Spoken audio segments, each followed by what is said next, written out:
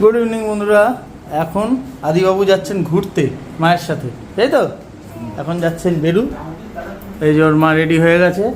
আজকে ওর মায়ের পার্টি আছে।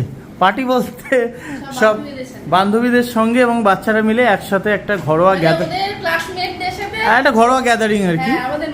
হ্যাঁ, তো তার সাথে আবার উনি অর্ডারও প্লেস করবেন আজকে। হ্যাঁ, আজকে অর্ডারও পেয়েছেন।